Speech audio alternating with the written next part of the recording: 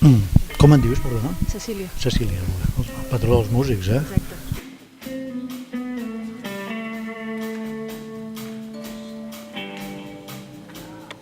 Bona tarda, estem aquí al backstage de la Terrassa Música Moderna amb el Quimi Portet, que actuarà d'aquí una estona a l'Eix Escava. Com estàs, Quimi? Doncs bé, molt content, la veritat que sí. Tens ganes d'actuar aquí a Terrassa? Sí, moltíssim. Hem tocat altres vegades a Terrassa, però aquí a la Nova ja Escava no hi havíem tocat mai. I bueno, el local és fantàstic, el coneixia, però bueno, com a músic no. Des d'aquella Barcelona que tu relataves a la Rambla, quins canvis has vist a nivell musical, artístic a la ciutat? Tu que la coneixes i... Costa de dir això, però òbviament la música, sobretot la música popular, que ens dediquem nosaltres, la música popular contemporània, és un gènere viu, és un gènere que difícilment es queda encallat, no? Per bé o per mal, va passant èpoques i una mica cada generació aprofita la generació anterior, però també una mica va agafar camins que eren insospitats per als altres. Això ho he vist tantes vegades ja i ho trobo molt sa, no?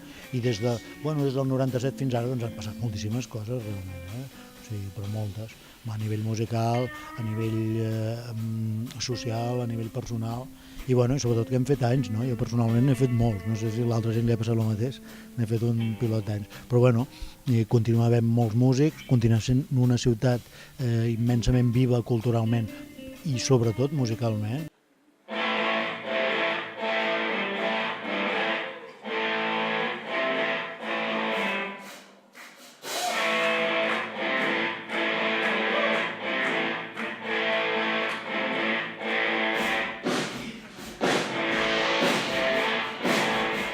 Has col·laborat amb artistes com la Núria Graham, per exemple. Sí, una musicassa, a més, per vegades la gent parla de la Núria com si fos una cantant, no? Aviam. La Núria és un disbarat, allò, és una persona que pot produir, que pot tocar instruments, pot composar, pot escriure textos i, òbviament, pot cantar com un àngel. He llegit en una entrevista recent que parlaves del White Album, dels Beatles. Sí, Bueno, més que res, que era un disc que quan va sortir doncs, jo era molt tendre i em va afectar molt, no? Jo vaig tenir la sort de néixer en una casa molt musical, la meva mare era una fanàtica de la música americana i anglesa i la música negra, i aquest disc va arribar quan jo era molt tendre i vaig quedar totalment abduït per la sonoritat d'aquestes cançons. Ja m'agradaven els Beatles i m'agradava la música anglesa i negra, però aquest disc em va obrir uns mons que vaig dir, jo no me'n vaig d'aquest planeta sense haver-hi passat per aquí, no? Almenys intentar-ho, no? Veure com es fan aquests sorolls, com es combinen aquests sorolls, i realment aquest disc, encara quan el sento una mica la crida de la natura, no? La crida, la llamada de la selva, la llamada de... Molt bonic, sí.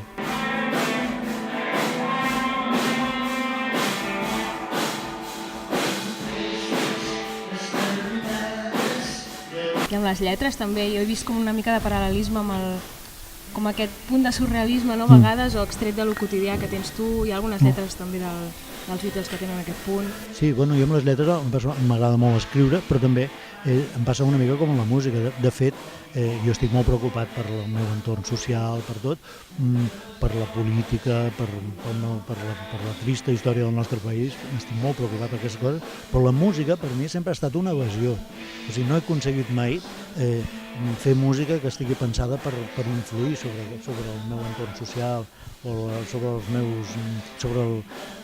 meus conciutadans, o per animar-los o per desanimar-los. No he aconseguit mai. La música, en el meu cas, neix d'un aflitament personal total, que suposo que és una conseqüència d'haver començat a ser músic o prototip de música en aquella època, no? A principis dels anys 70, amb flipamentes molt grosses, i la continuo considerant i amb molt d'honor una evasió i una cosa de flipar, el qual no vol dir que jo com a persona física, com a Quimi Portet, sigui un frívol o que no m'importi els problemes socials, la justícia social, la trista història del nostre país i de l'estat bèstia que el domina.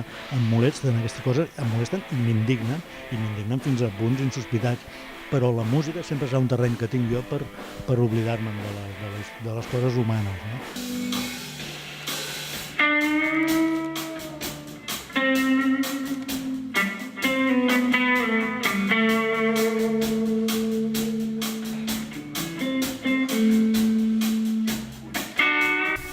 com la de l'Albert Plam, que també es troba. Sí, l'Albert, home, és un personatge molt intens. Jo sóc molt amic, però jo no podria tampoc analitzar-lo. Vull dir que ell ja s'entén, no?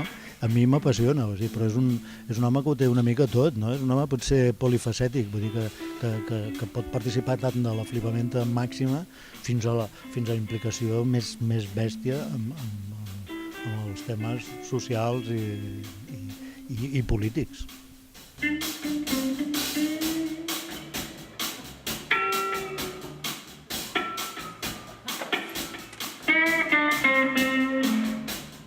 I també transmets això amb els videoclips, amb els filmets de propaganda, no? Que a mi m'encanten, em fan molta gràcia, i com tot aquest imaginari kitsch que has utilitzat, tot això.